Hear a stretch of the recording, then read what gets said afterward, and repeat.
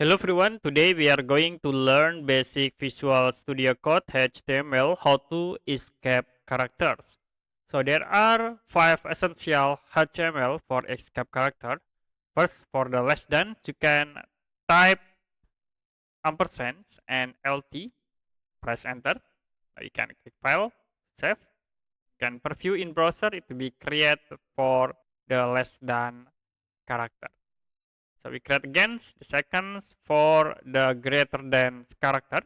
You can type ampersand and then GT. Press enter. Now you can click file, save, preview in browser. It will be show for the greater than. The next for ampersand, you can type ampersand.